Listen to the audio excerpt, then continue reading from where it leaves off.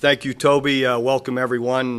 It's an exciting day here, our 2010 recruiting class, visiting about that, and really was a great morning for us. I was, it's always fun when you have all your signees and all your letters in by 11:30. Actually, we still have one that we're pending, one recruit that's out there that's pending some that we're still working with. I can't name them by name, but we're still working through the clearinghouse in regard to his eligibility here, and just hoping that gets resolved as soon as possible. And then outside of that, there's absolutely no drama. The day went exactly how we expected it to, with everyone having their signatures in by 11:30, and and really just couldn't be more excited about the class when you look at the overall class with the number of players. I felt first we met every one of our needs by position the way we needed to, with the number of guys, the number of signees at each of those positions, and address some, just with graduation and guys departing through the year. I felt like we really got great talent in all of those positions, and also it's.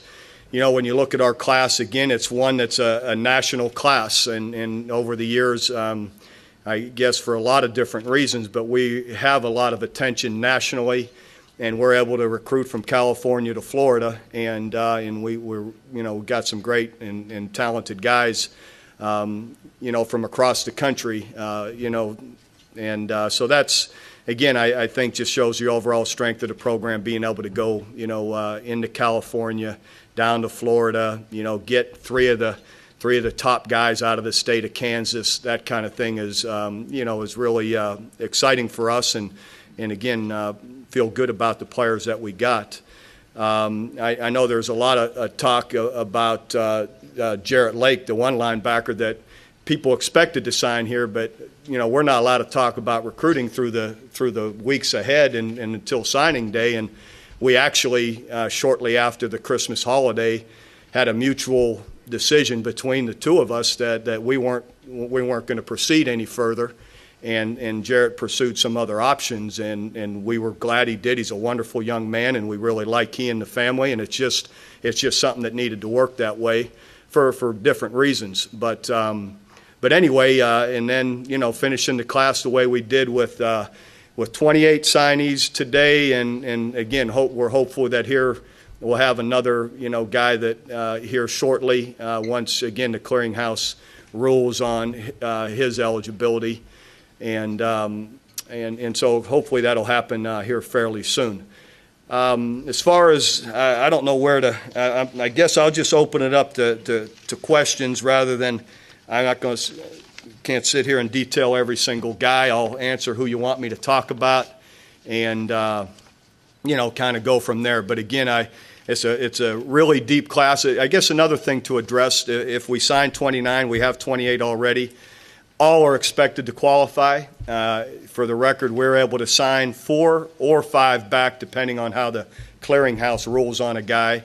We can sign 4 or 5 back to last year because we played. Shorthanded or without some scholarships a year ago, and then sign 25 ahead because we have 4 players currently on campus. So that's how we're allowed to sign them backwards, and possibly 5 depending on some rulings here hopefully soon. So that's how. So again, we expect every one of these guys to be on the field and competing for us and helping next year. Why do you think there's confusion about the Jarrett Lake situation? Because we talked to his family, and they feel like maybe something happened with him to open things up for you to take Corey Nelson late. No, it was in the end, there was communication between us and the family with Coach Venables many times, and I don't want to detail what the reasons are, but in the end, there's issues that we were concerned about, and he understood those, and so we chose, to and let them know that you probably need to look at some other options because of there's still some unresolved issues there that we in the end weren't comfortable with. Did you talk about Corey Nelson, I mean, from our perspective, it seemed like it was a late decision by him, talking to people around him. He'd been committed to A&M for so long. Can you talk about that process when you go into a dead period and the guy's uncommitted or undecided on what he wants to do and what kind of, I know the communication must be difficult at that point to talk. Well, all you do is, in the end, there was some interest after the bowl games, and then you start talking again, and you recruit like you recruit everybody, and it's no different than anyone else you're recruiting. You're selling your program and why you think it's the right fit or what can possibly happen for you here and what can you expect from what's happened here in the last 3 years to 11 years and what do you want from your career. So it's nothing different, and you're just recruiting, and it just depends if someone's listening or not, or and fortunately, Corey was listening, and as it wore on, he felt like this is what was best for him. When your staff woke up this morning, did you know he was going to sign with you guys, or? He indicated to Coach Venables last night that he was. This isn't an offensive line question, really, but when your numbers were so thin during the season, and one of the press conferences we talked about how you go for high character kids, and sometimes it doesn't work out, and you end up short on numbers. I'm sure you think you got high character kids this time, but can you speak to it? Are these? I love the guys we signed, and a couple of young guys are already here, and then the other guys they're all quality young men, and then you look at them, they all got big, strong frames, and they all seem to run well and move well also. So you've got to get here and earn it all, though. But I'm looking at these guys, I'm really excited about them. They're really a strong, good-looking group of linemen. What do you like about Blake Bell most? Everything. Blake Bell, talented. He's a talented guy. When you look at his ability to throw the football, he's an excellent pocket quarterback, which is a staple of what we do. But he also, I think, Blake is more athletic maybe than any quarterback we've signed as far as being able to pull the ball down, run. He's a guy that I believe is going to be big enough, being 6'6". He's 220 now, can be 250 easy, that you don't mind running 6-7 times a game. And we're not going to ever run him much. We don't like our quarterbacks getting beat up and for a lot of reasons. But and in the end, we run him sparingly. And again, I think he'll have the physical presence to do that. He has the feet to do it. But more than that, again, we just love the arm. You love he's a winner. Brought his team to a state championship, to the state championship game and lost. But a guy had 9 touchdowns in one game. I forget 5 and 4, which was pass, which was run, but he accounted for 9. It's pretty special. And he's playing basketball and doing well. So he's a great athlete. There's a rap against him that he's raw and he's got an upside and that kind of thing because he's only played 2 years of varsity football. That you're playing wide receiver as a sophomore. You think that helps ultimately when a guy has to understand the game and what a wide receiver has to do, what DB has to do? To a degree. That's awful young. So in the end, we like the athlete that he is, and we know he's got a great upside, but we like what we've seen already, though. We like the way he throws the football, and I'd like to see what those experts had to say about Sam Bradford back, a few years ago, too, on how raw he might have been. So in the end, you like what you're working with, and the winner he is. Comes from great bloodlines when you look at his dad and his twin brother Mike and how competitive they were for so long. So, he's got all the intangibles we believe as well. Is scouting quarterbacks more difficult than other positions looking at all the intangibles? I don't know. I think really getting to know them, helps you with intangibles. Getting them in camp here and there helps you with, get a feel for them. But no, I think scouting quarterbacks, there's a lot to see. They have the ball in their hand virtually every snap, unless they're in the Wildcat. So you get to see a lot of what they're able to do. Can you speak in a general way? I mean, talent. The measurables, I guess, are size, speed, quickness, whatever. And you're talking about intangibles. How do you achieve that balancing act in a general way? How do we say it again? Well, you want players with good intangibles. You also want players that are very talented. How do you go about trying to measure the intangibles to get the players you want? Again, getting to know them. Assistants have a better feel than I do, being they get to see them, in the homes more often or in their schools. So it's just trying to get a gauge on how competitive he is. We like to watch. I do. I love to watch how competitive they are in other sports. I'm big on, when we recruit an athlete, my first question comes out of my mouth to a coach is, what else does he play? And I want to watch it, because you get to see a guy, how he competes and how athletic he is, especially when it's on the basketball court. And then to me, physical qualities still matter. There can be a guy that's tough as nails and this, that, and the other, and if he's a linebacker and he's a certain size, and here comes Phil Lodeholt, I don't care how tough you are, it's just you get overwhelmed. I think at times physically, if you don't have certain measurables, you get overwhelmed, or it doesn't, the other intangibles go out the window. So you do the best you can, and you make mistakes. We've made plenty, and then we've made some where people think, as you guys do, it happens every year. This guy's isn't rated as he's just an average recruit. Well, he ends up an All-American, a Mark Clayton, or, I go on and on. So Quentin, it just goes and goes. So it's hard. It's a very inexact science for sure. You talked a lot about California, and Brennan Clay was a guy that sung your praises as loud as he could out there. You talk about, the uniqueness of him, and also, are you guys talking on Facebook every day? Is he the guy that got you on Facebook? Maybe? No one got me on Facebook. A number of recruits just, my guys felt it's a good way, it's a way to touch base with them daily, and it has worked well that way. And so anyway, Brennan's a very personable, talented young guy, and he has been big help with us, just his attitude, his voice, and his ability to communicate with everybody. And he's been a big recruiter for us, and a neat young guy, and very personable, as I said. And boy, you watch he and Roy, you look at the two running backs, you watch their highlights, you could sit there for 3 hours. I mean, it's amazing. And the big runs, the big plays. And the fact of being able to catch the ball, on top of running. So it's exciting. You see, both those guys are a little similar, but yet a lot different, aren't they, in the running styles and the way they make plays? Yeah, they're just body types are just a little bit different, but what you see is just acceleration, their change of direction without losing speed, and ability to make people miss them. They're natural runners. I've said on the website, I said, it reminds you of kind of like Joe Washington, we were saying in our room, but then we're thinking a lot of people don't remember Joe Washington, so sorry, Joe.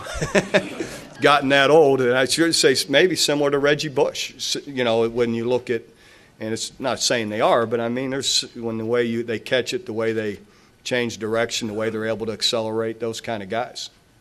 You guys, I think the number is 4. You have players in this class who basically didn't play as seniors. I take it back, 3. I had the question prepared before this morning too, but I think 3 players didn't play as seniors.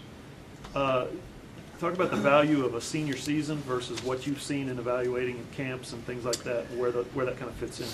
Well, it's if the guy, again, you're evaluating young anymore, and what a guy's potential is, going to see practices even when they're juniors, evaluating junior tape, hopefully seeing them or working with them in camp. So you use all that you have to evaluate them, and then if they commit you or get hurt in their senior year, you're not going to say all of a sudden, hey, see you later. They commit to us, we commit to them.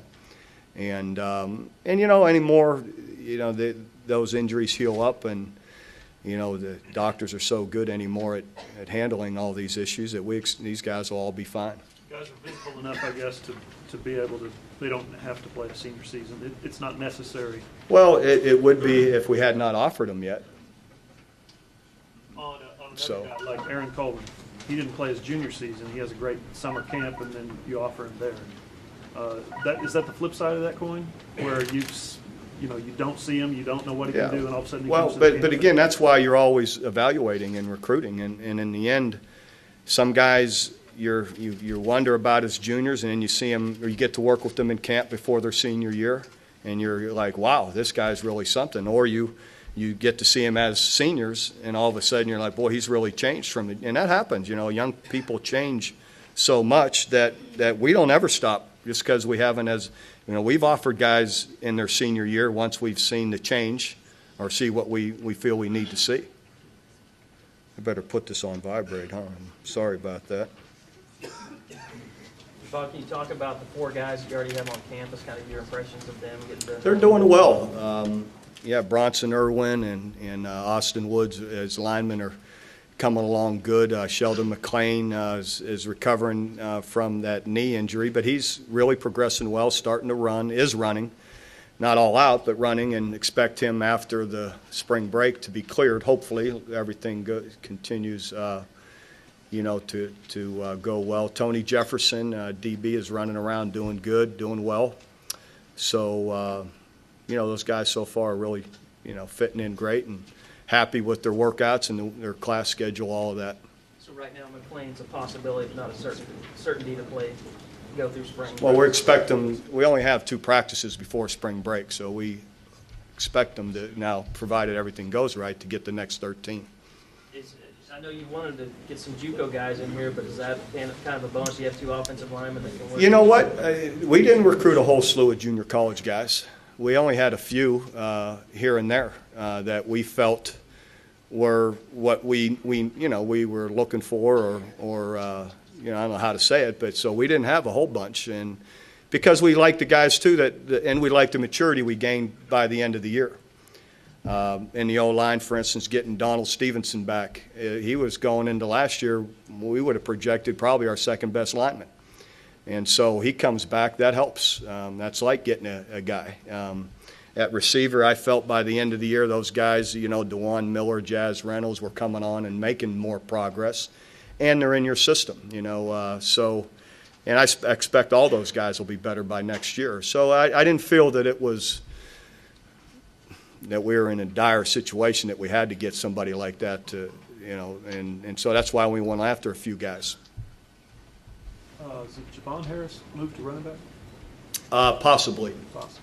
Check it out this spring. We'll check it out here in the winter and possibly in the spring, yeah. What's the reason behind that? Jonathan Miller still not recovering? That and Javon has an interest in doing it. So we always give our guys that flexibility. So it's something we'll look into. Any other position changes, switches considering? I don't think so. Not right now. You getting close to hiring an assistant coach? Yes, we're working on that. Of working on hiring Willie Martinez, and probably will have some type of an announcement, written announcement through Kenny Mossman later today. But we're in the process and moving forward with hiring Willie Martinez. Yes, who was most recently the defensive coordinator and secondary coach at Georgia, and guy we've known and through for several years as a defensive staff. When we get together with certain staffs, we've gotten together with Georgia and Arizona, and when we share ideas, we've been together and, you know, several years and different times sharing ideas, and they have very similar concepts and run their defense very similar to what we do, and and that was really my only time around Willie, so it isn't like I've really haven't spent much time at all around him other than in those. That is the only time in those occasions. But you know, many people that have worked with him are, you know, have great things to say about him. My time knowing him and being in those meetings, he's a very knowledgeable guy with great experience, and I think he'll help strengthen our staff. I'm excited about it. How will that shuffle your staff around? Well, we'll see as Willie gets here, but in the end, we're going to have Willie work with the secondary and Coach Wright with the defensive ends, which Coach Wright has done for a good number of years, you know, and quite successfully when you look at the great players we've had there and how they've played. So that's how we're looking to do it. Sorry, people in Georgia mentioned that he had strong recruiting ties in Florida. That seems to be, not that you've abandoned Florida, but it seems to be something he can Well, bring to. we hope to. If you know, Florida has a great number of talented athletes and all, and that's something that we'll look into. And we've never abandoned it. We just signed Finch from down there. In the end, I think what always matters is proximity. Let's face it, it does for everybody. And so, to think you're going to go down there and get 10 guys, that I just, I don't know that that's going to happen. But with Willie's contacts, we're always still have our, tentacles down there for players that have strong interests in us. We always follow them up and work them. He has been good in Atlanta, too. It seemed like he Sure. bring that back to the staff as well. Yeah, Willie will bring a lot of that. Again, he's got great experience and great background there in the Southeast. And, yeah, and, playing down at Miami and all makes, makes that something that we'll definitely, pursue. Which guys do you anticipate missing spring practice, at least the beginning or portions of it?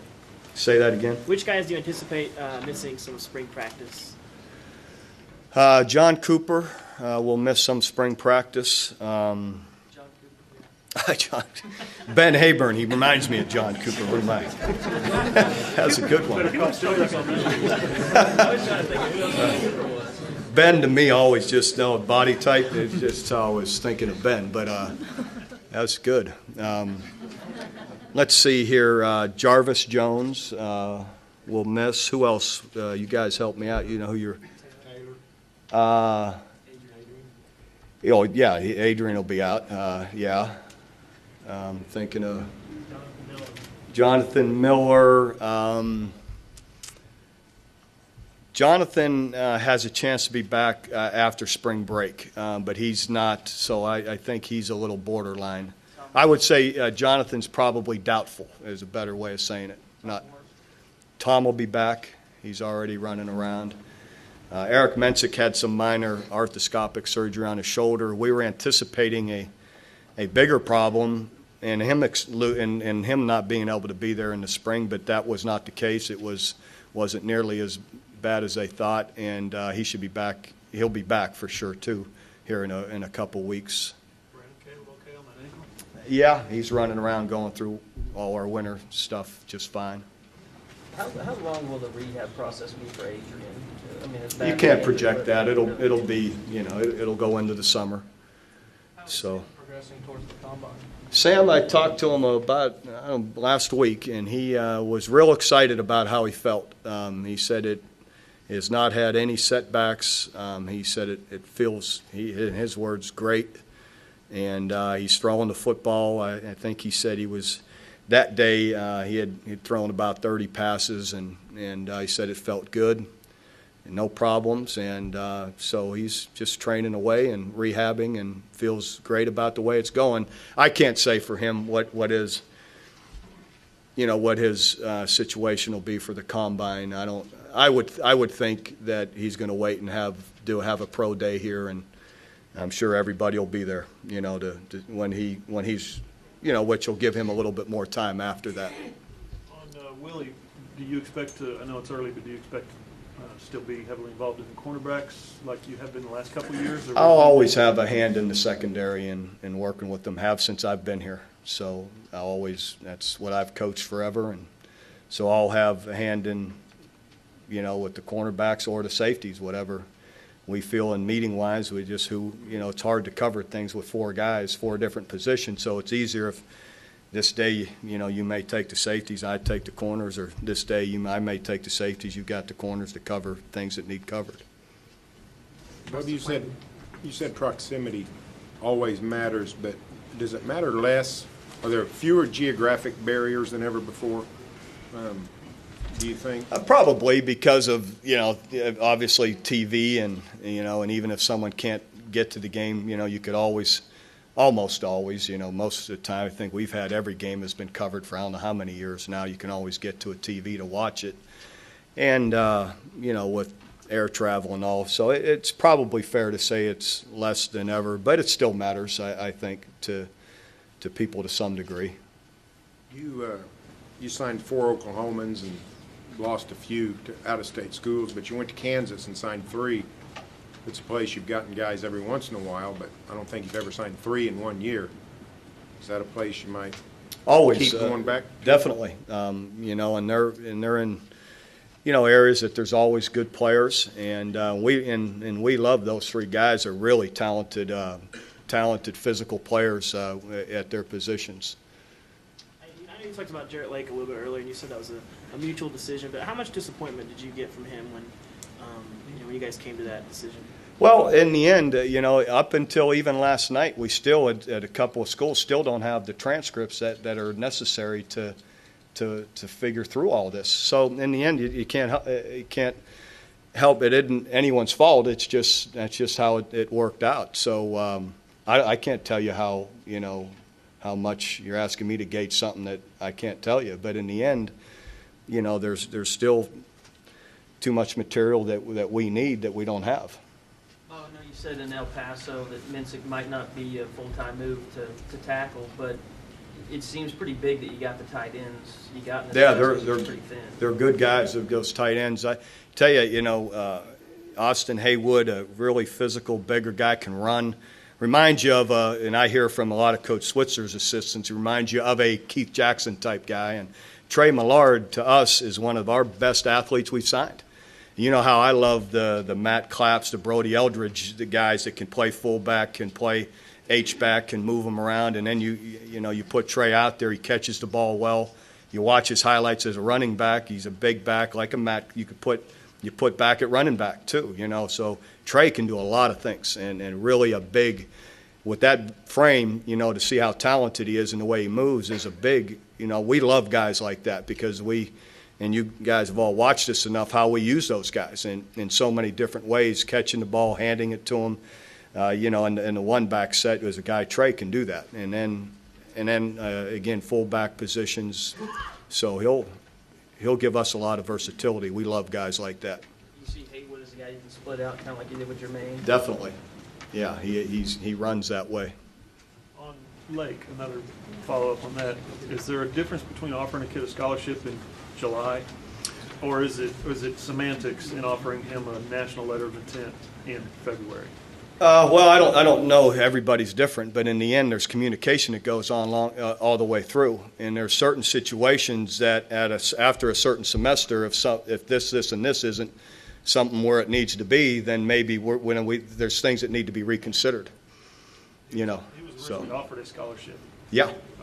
Right, but then again, when there's certain criteria that aren't where they need to be, there's another conversation, and there's still plenty of time, you know, left in recruiting there for something else to happen. Right. You talked earlier about the recruitment of Corey Nelson. Could you talk about why, you know, he's a 5-star kind of guy, and you know what you like about him, and his skills and athletic ability?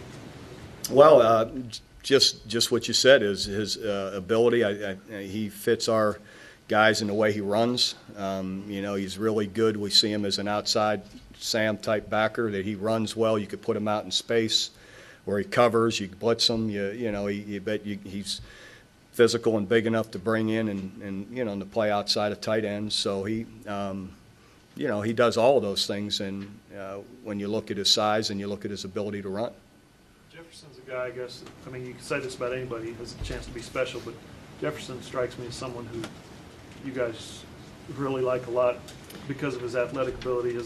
Bring up the name Roy Williams just because of the position he plays. Yeah, Tony's when you watch him run the ball as a running back, he's talented and special, but he loves to play defense, and then you watch him hit people, and he has a lot to him, you know, when he hits you, and has a great feel for it. So we're hoping that'll continue because he has had an exceptional high school career, and he's an amazing young man when you look at and talk to him, visit with him personally, and how mature he is, you know, for his age and how he handles himself. So, you know, we're definitely fired up about him.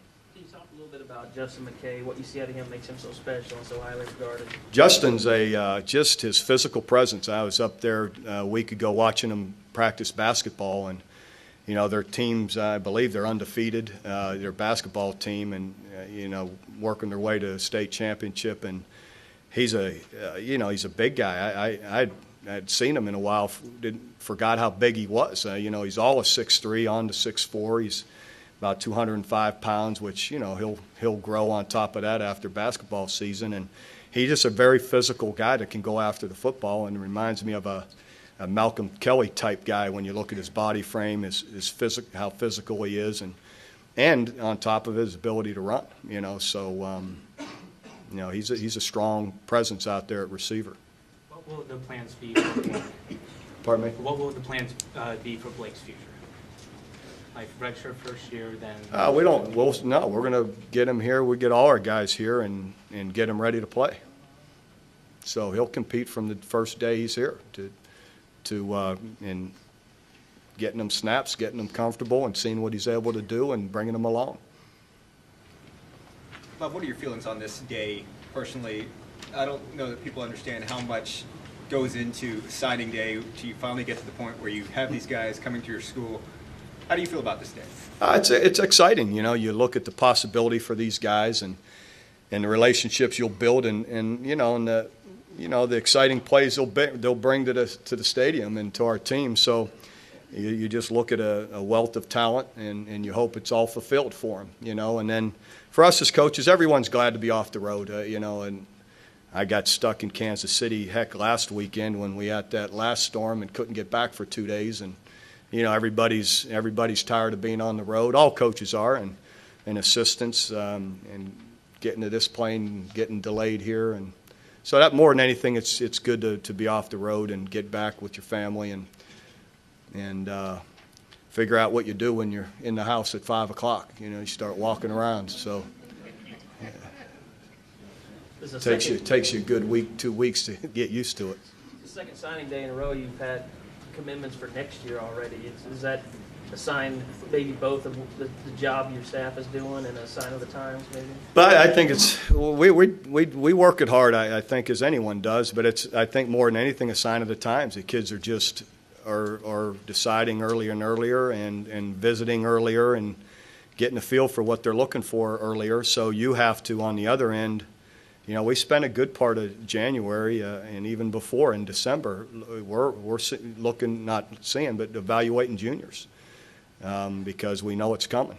So it's just the way it is anymore. I'm no talent evaluator to give you all that, but it looks like a really strong class of defensive tackles. Those three guys coming in look really. I think D tackles and D ends. I mean, all those guys up front are really they got size, they got quickness, and we're. You know, sure we are. We're excited about them. 6'4" defensive tackle. You don't get a lot of those, and you got, I think, 3 of them. Yeah, they're good-sized guys. You've been listening to the All right. Super Sports Network.